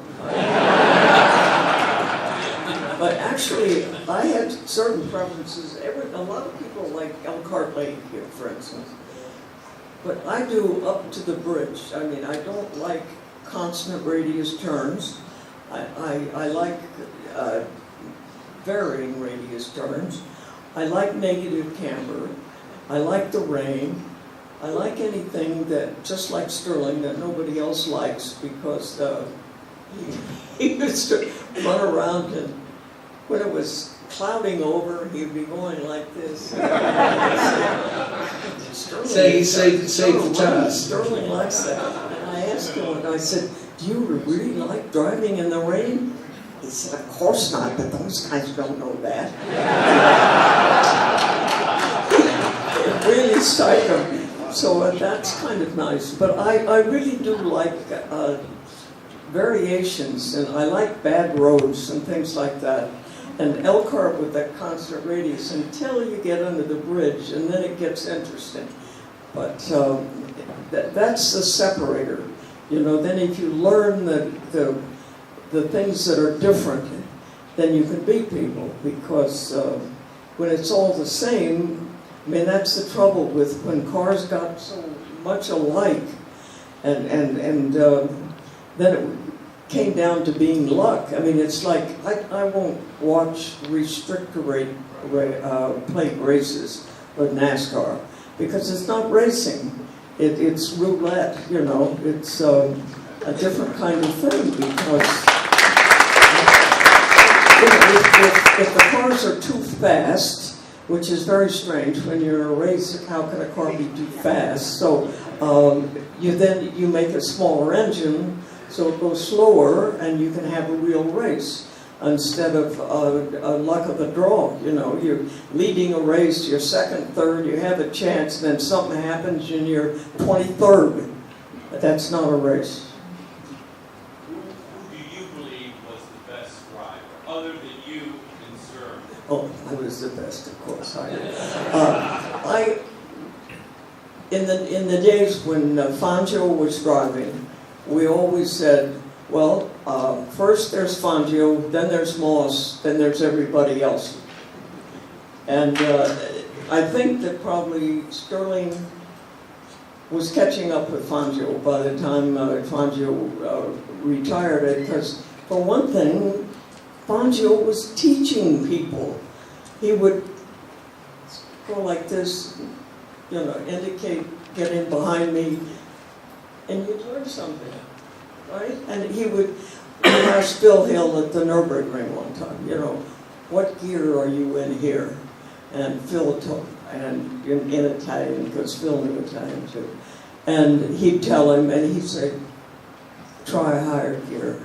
Well, it's sometimes you feel a little safer in a lower gear because you like that torque, that kind of comfort of torque. And Phil would he'd lose, you know, 1/10 of a second or so. Well, in a long race, that mounts up. But Fangio was so giving, so generous in that way. And he would impart his knowledge to others. Can you imagine that in today's market? But Sterling was unique. I mean, it's just incredible. That's all. This is a question concerning Sterling. In your remarkable career as a motorsport competitor, after you crashed and you retired, was there ever a time that you seriously considered coming out of retirement and maybe perhaps even racing in the original Can-Am series or early years? No, I must tell you that once I retired, I decided to retire, but I do think I made the decision too early. And the only way to understand it, you need to know what it's like to be in England and the press and what they're like.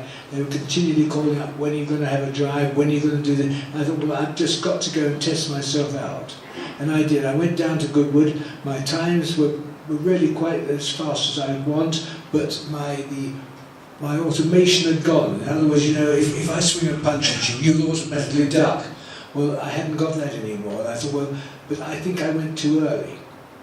Because of the pressure of the press, I went after 1 year or whatever it was. I think if I'd waited another couple of years, but then of course the problem that cars were beginning to go onto slicks, which I never raced on in my life, or I hadn't then, and Jimmy Clark was coming, and I could see that Jimmy Clark was going to be damn fast. And I'd said to Rob Walker, who was my patron, I said, you know, we're going to have to try to get this year's car, because they wouldn't sell, neither Cooper nor Lotus would sell us a car until it was out of date, you know, until it was the following year. And I said, just going to have a car as good as Jimmy's, otherwise, you know, I'm not going to be able to beat him. I can't do it with an old car. So he was on the horizon, and so going back to when the time was, I'm sorry I didn't wait. Actually, I should have done, but it would have been good because I could have carried on and still be racing. You see. Well, no, it took a couple of years ago. I think you would have been a formidable competitor in the Can-Am series, along with your fellow competitors. Yeah, exactly. I would have enjoyed that, but I didn't. I'm intrigued by the great graphic of the odds. I read a quote of yours for 250F. Yeah. Why this is a 250F? Because you don't know. Let me put it this way: I would rather go into a race driving a Mercedes because it's likely to finish. But the Mercedes was so well built, a fantastic car, a fantastic company. But the 250F Mazda was the nicest car to get in and drive. That is the most user-friendly Formula One car that I ever drove. I mean, that car handled as nicely, if you like, as a rear-engine Cooper. I mean, it certainly wasn't as fast, obviously, but that's the reason. I remember when the rear engine cars came in, and someone said to me, he said, I sure don't like those. They don't look like a race car. And I said, you better get used to them. They're faster than a race car. It's kind of an unfair question. I asked, what's your favorite child? But you talked about your favorite tracks. You talked about your favorite drivers. What would you consider to be your favorite race car, or the best race car you've driven? The best race car I ever driven with was a Mercedes, but along with Ferrari, I must say I had a fantastic. I had a fight with Ferrari because he's a difficult bugger, and he called me up and said, would I like to drive his new car, a 4-cylinder car down at Bari in southern Italy. And of course, you know, when Ferrari calls you, you face them up and cross yourself. I mean, it's a big deal. And so I go all the running way down there with my father, and I go and find the Fiat garage, which ain't where Ferrari were stationed. And I walk in, I was only young, very young then, 20, whatever it was. And I went, and I knew which car it had to be because it was the first 4-cylinder he'd ever done. They were all 12s. And I got up to this car and I'm fiddling around with it. The chap said, excuse me, what are you doing? I said, well, my name's Sterling Ross and I think this is my car. He said, no, it's not. I said, what do you mean? He said, Taruf is driving it. And so the car had been given to Taruf. Now, Taruf is a nice guy and I've nothing against him. But the point is, I go all the way down there. So you can imagine I was pretty pissed off. And so I swore I would never race for Ferrari. And in fact, I never did race for Ferrari. I raced them quite a few times, but privately owned. And the interesting thing, well, it isn't interesting because nothing happened, but Ferrari called me up. I went to see him in the end of '61, and he said to me, would I drive for him? He said, I'll build whatever car you want. I'll do 246 or 248 or whatever. But will you drive? I said, I will if you allow the car to be Rob Walker Blue with the white noseband and a British Racing Partnership in the sports car. And he agreed, and the car actually was built. But unfortunately, I had that shunt at Goodwood, which finished my career. And I was unconscious for a month and so on, and took a long time to get over it. And so it never happened. But if only the car had arrived for me to drive on the day of my crash, I'm sure I wouldn't have had the crash. It was because I was in the Lotus, and that was the trouble. Because they weren't, not very strong cars. Denise, what was your favorite car? Denise, your favorite car? What was your The favorite car that I'm in? I like my Ferrari a lot, why not? But the favorite car that I ever had was a Mini Moke.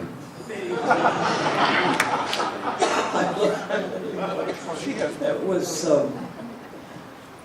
I won second prize in the most patriotic in the Warren, Vermont 4th of July parade.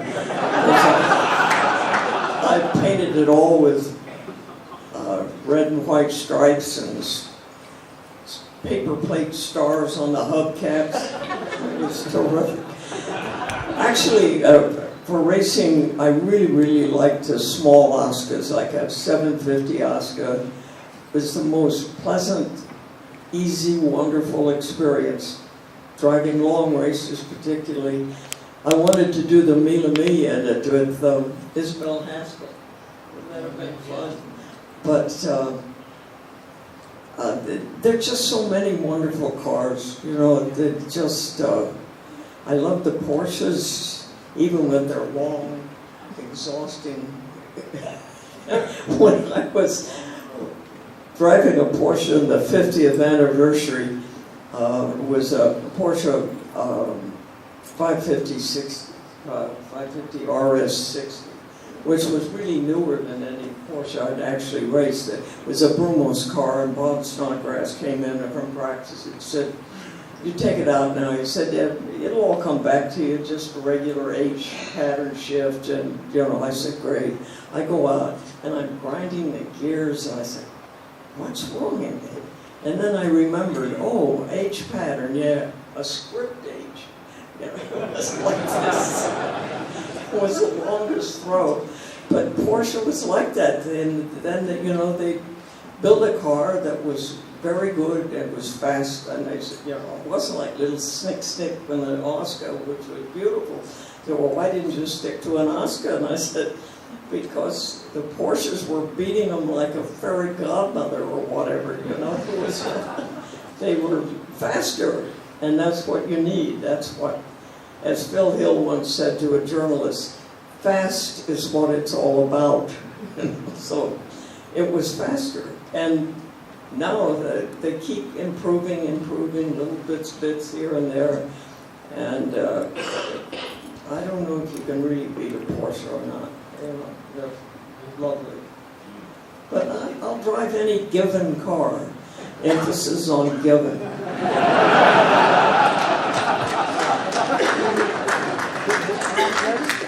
Shirley, you've done possibly thousands, hundreds of thousands of interviews, but your interview and your time spent with Patrick Stewart seem to be very enjoyable. A very, very charming man. I think they did a good job. I think the TV station very well. And he's a particularly good interviewer, really, if you like, and he makes it into very interesting. It's always nice to talk about oneself, of course. And if you're talking about yourself, you know more about it than anybody else is saying. But he was a very nice person, good interviewer.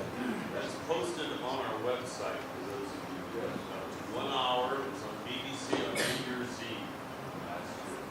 It's on the website, www.rkr.com. Sterling, do you still have your Oscar? I do, yes, still got the Oscar. Lovely car. I'm very lucky. I've got the Oscar and I've also got an RS61, which I think is probably about as good a car as you can possibly get.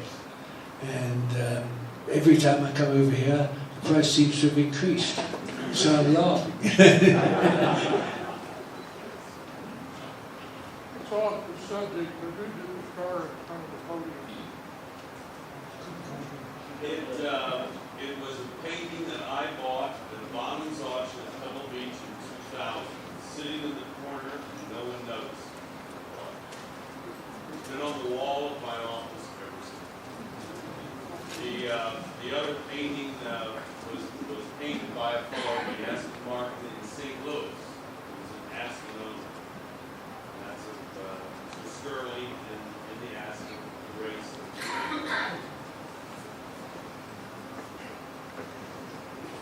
Sterling and Denise, I'd like to ask you to say something about Sterling's sister, Pat. Well, my sister, who was a great show jumper, by the way, she jumped for England, so that was her main thing. And in fact, it was good when she arrived because my mother was bitching about cars and then she had another child, you know. But and she really was. I remember taking her going because she did a bit of competition stuff. And we were both at Silverstone, I think it was, and I said, "Well, take me for a lap." And she took me. She wasn't going nearly as quickly as she should, because I noticed going down the straight when she was 300 yards from the corner, she'd just ease off. And so I stopped and said, "Look, Pat, when I say to you next time, stop. I want you to stop as hard as you can right there."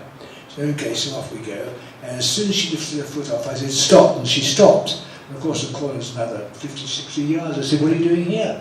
She said, "You told me to stop." I said, "I didn't tell you to stop until you lifted off the bloody pedal." And I can tell you the next lap she went a hell of a lot faster. And she was a very, ladies go, she was really one of the best. And we got along very well. She was very good at show jumping. And regrettably she passed away, but I won't forget her.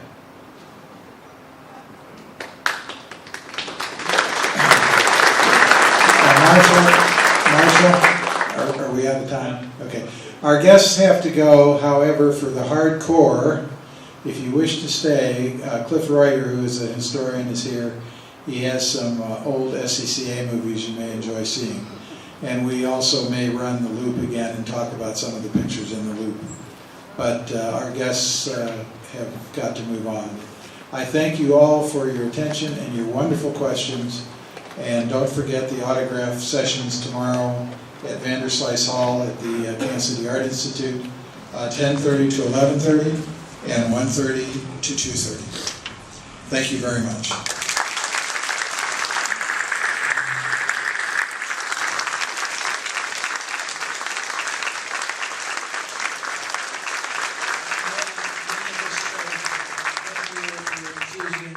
your enthusiasm and your questions, because it wouldn't work if we didn't have other things to answer. So thank you.